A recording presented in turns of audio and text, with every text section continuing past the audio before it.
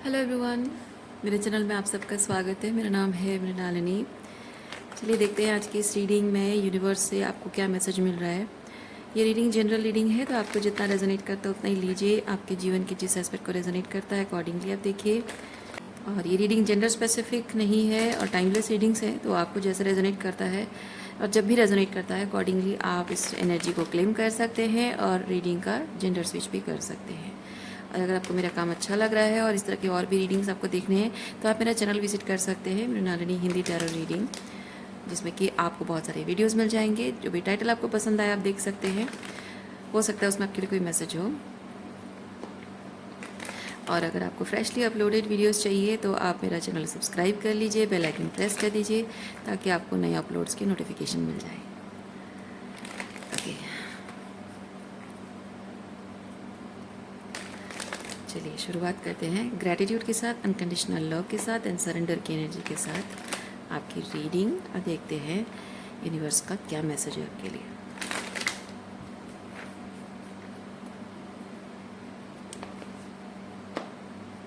Overall energy आपकी है breakthrough. Okay, breakthrough, सच में कोई ब्रेक थ्रू हो रहा है। यस यस, कोई सेट किया हुआ कंडीशन आप तोड़ रहे हो और ये बहुत बड़ा है, बहुत बड़ी चीज़ है ये। क्योंकि इस ब्रेक थ्रू का मतलब है आप अपनी पावर क्लेम कर रहे हो, अपने अधिकारों के लिए, अपने सम्मान के लिए या अपने आत्मसम्मान के लिए कुछ बहुत बड़ा कर रहे हो आप। शायद कोई निर्णय ले रहे हो, कुछ भी है। चलिए देखते हैं।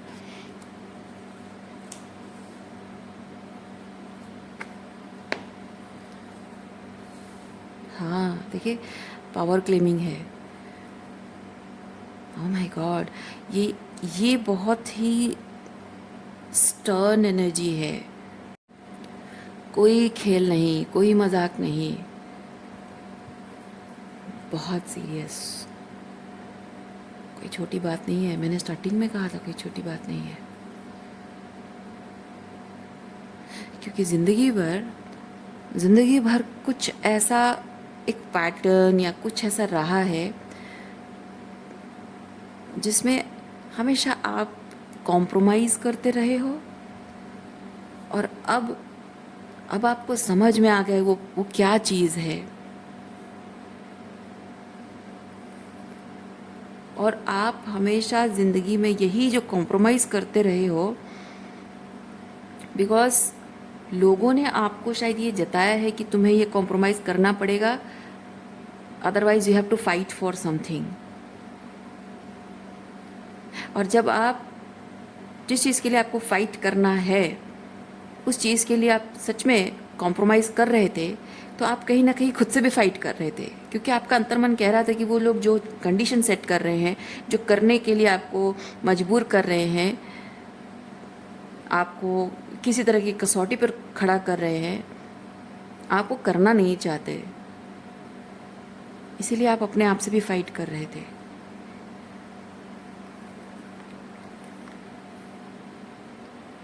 पर अब वो नहीं हो रहा है, अब वो नहीं होगा, क्योंकि अब आप लीप ऑफ फेथ ले रहे हो। क्योंकि अब आप जो आपको कंडीशन सेट किया कि ना, आप कह रहे हो कि भाड़ में जाए, मुझे परवाह नहीं है। जो भी कंडीशन सेट कर रहे हो मुझे नहीं मानना है वो कंडीशन। जो जिस भी चीज़ के लिए मुझे फाइट करना है, मतलब आप ये होता है ना, आपको शायद इनर चाइल्ड वुंड्स हैं आपके, आपको शायद अबैंडनमेंट इश्यूज़ हैं, आपको शायद ये जताया गया हो कि तुम्हें सर्टन थिंग्स के लिए, हमारे प्यार, अटेंशन या कुछ भी है, उसके लिए तुम्हें फ़ाइट करना होगा। अगर नहीं करोगे तो हम तुम्हें अबांडन कर देंगे। तो आप शायद ये चीज़ कह रहे हो कि हाँ ठीक है, अबांडन तुम क्या करोगे, मैं तुम्हें अबांडन कर रही हूँ, मैं छोड़ रही हूँ इस सारे रिश्तों को।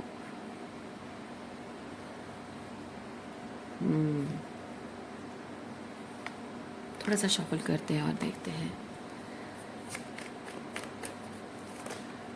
क्या एनर्जी है।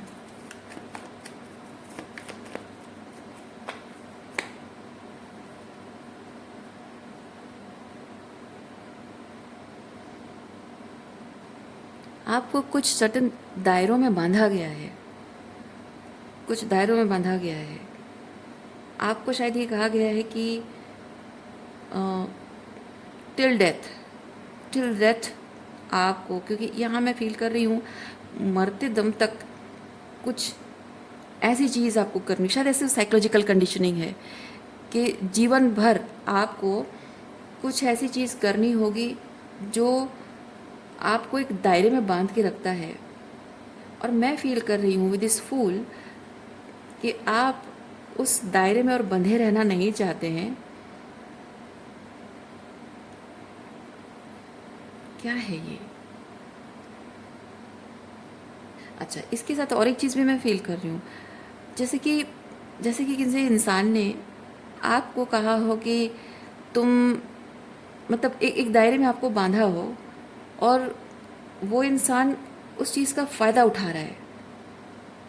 थोड़ा सा क्लैरिफाई करते हैं, मतलब आपको एक लिमिटेशन में रखा और वो खुद मज़े ले रहा है, उस चीज़ का फ़ायदा उठा रहा है कि हाँ इसको चलिए थोड़ा सा क्लैरिफाई करते हैं। मैं ऐसे ही रैंडमली चीज़ नहीं बोलूँगी, थोड़ा क्लैरिफाई करते हैं क्या है।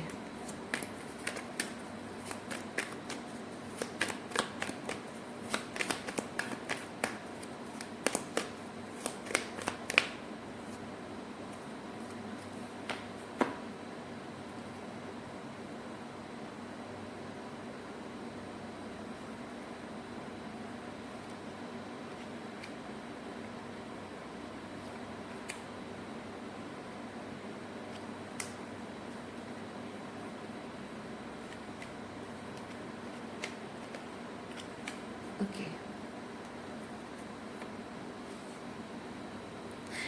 ये आपके लाइफ में रोमांटिक हो सकता है या फैमिली सिचुएशन हो सकता है या फिर शायद दोनों हो सकता है, क्योंकि रोमांटिकली रोमांटिकली अगर ये चीज़ है तो जाहिर सी बात है कि फैमिली डायनामिक भी आपका टॉक्सिक रहा होगा।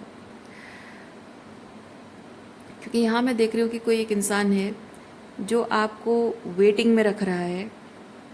ठीक है, आई होप आपको सारे कार्ड्स दिख रहे हों। कोई इंसान है जो आपको वेटिंग में रख रहा है और आपको कह रहा है कि तुम इंतज़ार करो, एक दिन मैं वापस आऊँगा, क्योंकि मुझे पाना तुम्हारी विश फुलफिलमेंट होगी, है ना। मुझे पाना तुम्हारी विश फुलफिलमेंट हो, तुम्हारे मन की किसी गहराई में तुम्हारी विश है कि मुझे पालोगी, तो हाँ मैं वापस आऊँगा, तुम इंतज़ार करो। और ये पर्सन आपको वेटिंग में रख के वो खुद दूसरा ऑप्शंस ट्राई कर रहा है।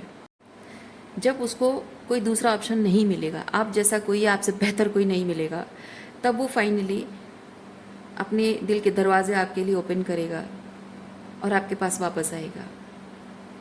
और ये पर्सन अभी भी शायद दूसरे ऑप्शंस ट्राई कर रहा है।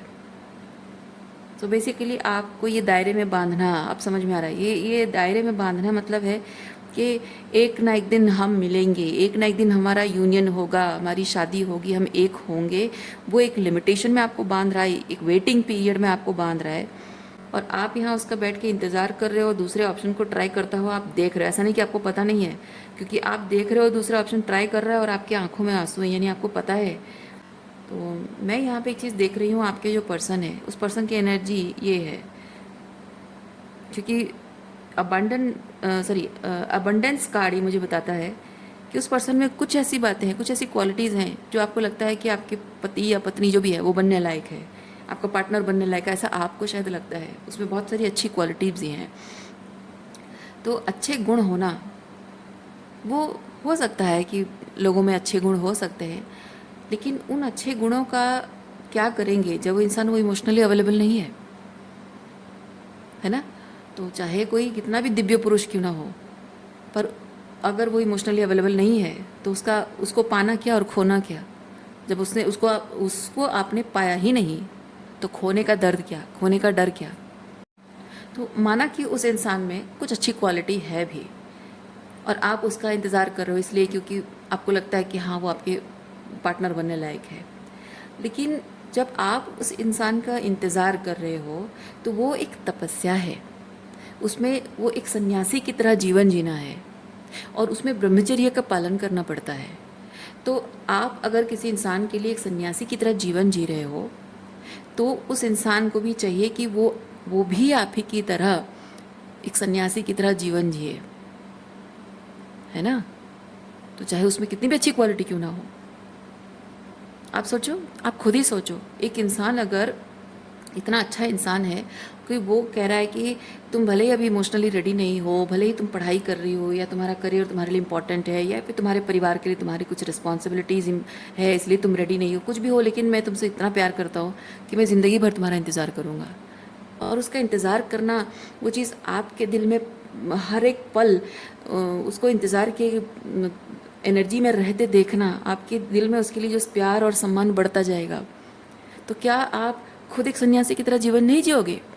जब आप किसी का इंतज़ार कर रहे हो, उसे पता भी है कि आप उसका इंतज़ार कर रहे हो और आप जिस तरीके से उसके अलावा किसी और की तरफ देख नहीं रहे हो, उसके प्रति कमिटेड हो, तो उस इंसान को भी उसी तरह आपके लिए उस प्यार, उस इंतज़ार का सम्मान करते हुए आप ही की तरह वो एक साधना समझकर, तपस्या समझकर, ब्रह्मचर्य का पालन करके उसे जीना चाहिए, न कि इस तरह से दूसरे ऑप्शन ट्राई करते रहना। आपको इंतज़ार में बिठा दिया है और अल्टीमेटली हमारा यूनियन हो जाएगा, I am not ready for it और maybe something else, okay, so I am dealing with my past और समथिंग एल्स, कुछ भी उसके एक्सक्यूजेस हों, रीजंस हों। पर सच तो ये है कि वो दूसरे ऑप्शन ट्राई कर रहा है, मज़े भी ले रहा है, क्योंकि ये इन्जॉयमेंट है।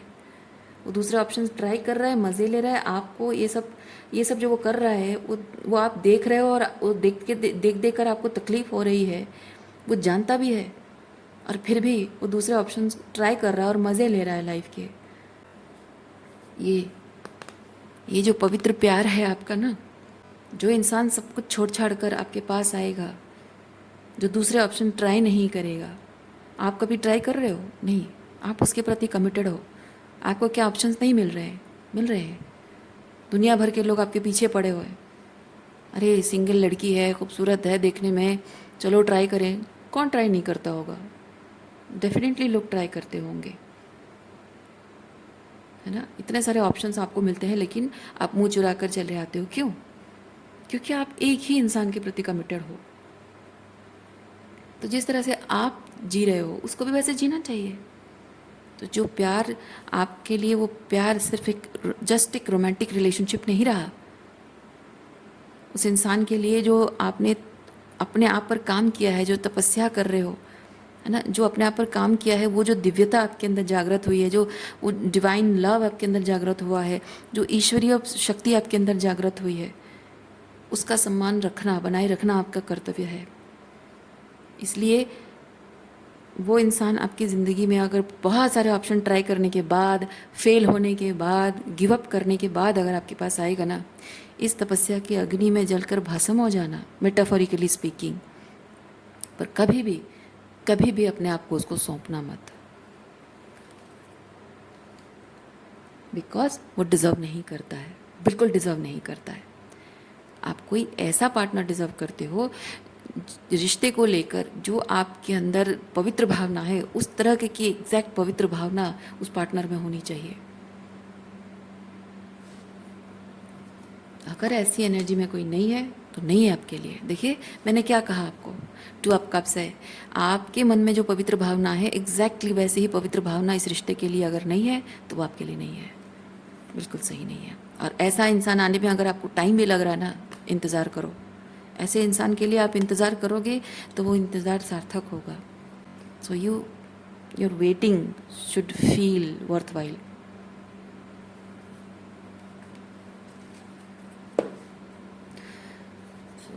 रीडिंग मैं यहीं पे रखती हूँ। उम्मीद करती हूँ इस रीडिंग से आपको कुछ क्लैरिटी मिली हो। मैं आपको नेक्स्ट रीडिंग में मिलती हूँ। अपना ख्याल रखिए, खुश रहिए।